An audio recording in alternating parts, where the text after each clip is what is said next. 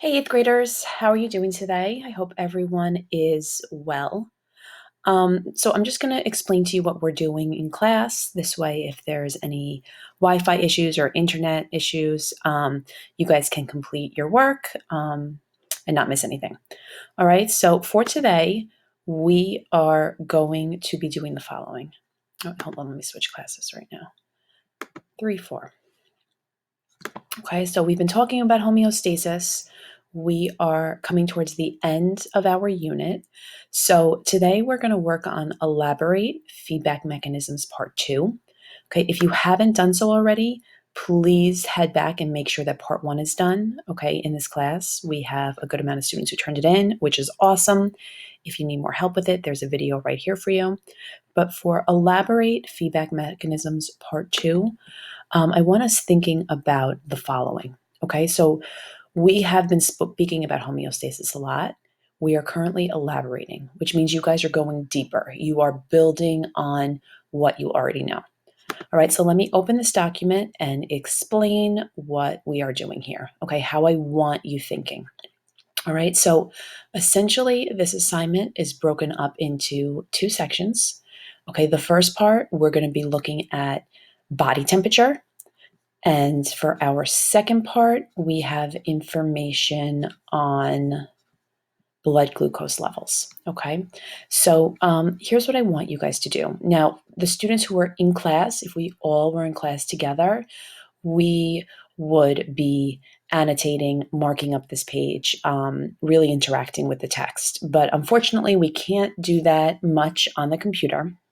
Okay. So here's what I would like you to do.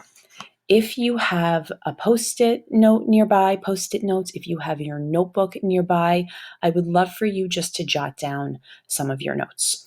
Okay, so we're going to start off by reading the information. Okay, like I said, this first section talks about human body temperature. Okay, body temperature regulation in humans, thermoregulation. So you might be thinking, oh my gosh, Ms. Eden, we have been talking about this so much. I know it. I get it. Yes, we do. But there's new information in here. Okay, remember, we're elaborating. So we know the information, we've explained the information, we've explored the information. I really want you to try to dig deeper. Okay, so as you're reading this text, anytime you can make a connection, or maybe there's something new that you haven't heard, I would love for you to jot it down. Okay, jot it down in your notebook, jot it down on a scrap sheet of paper. Okay, look at the text over here, read what it's telling you. Okay, read the information, think about what we've learned already, and think about what new information we have. Okay, what connections can we make? What have we experienced in our own lives that we can relate to this?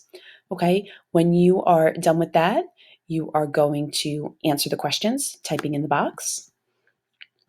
Okay, and for these right here, we're analyzing a graph. Okay, highlight your choice, highlight your best answer. And guys, as always, if you are unsure of a question or an answer, tell me that. Okay, if you can't figure these out, tell me that. Type to me and see that I'm not sure what this means. I'm confused on this one. Okay, if you just put the wrong answer, I can't always help you with that. I love to see your thinking. Okay, so let's answer those questions based on the text. Okay, the formatting here got a little bit strange, but this is for our next part. Okay, for the next part, we're going to be looking at glucose levels. Okay, we're looking at glucose, which is blood sugar levels. All right, so we all know that when we eat food, the food goes into our body, it goes into our bloodstream, it gets taken to the cells of our body.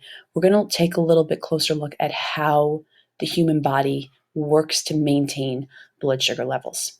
Okay, one thing you probably didn't know is that too much sugar in your blood can be very dangerous. Okay, we don't normally think of sugar as toxic, but if there's too much sugar in your blood, it can lead to toxic levels. Okay, and too little sugar is no good either. Okay, so again, guys, I want you to read this text, and here we should be able to come up with questions, come up with insights. What do we understand? What do we not understand? What do we wonder? So as you're reading, anything that pops into your head, jot it down on a sheet of paper. I would love to hear what you guys are thinking as you're reading this. Okay, look at the diagrams carefully. Okay, what do we know about this? How can we connect it to what we already know about other feedback mechanisms? All right, look at the words, look at the organs. All right, have we heard of these organs? Are they new? All right, so guys, don't just read the text, really try to interact with it and go deep. Okay, and then again, what follows are our questions. We have some questions to answer based on this reading. Okay, so my students, when you are done, when you get to question 7, please go back, read over your answers, make sure you haven't skipped anything, and you can submit this assignment when you're done. Okay, if you would like, I would love for you to take a picture of any notes or connections or thoughts you had while reading. Take a picture of what you guys jotted down at home and attach it to this assignment and hand it in. And I will give you bonus points. I'd be so happy to see that.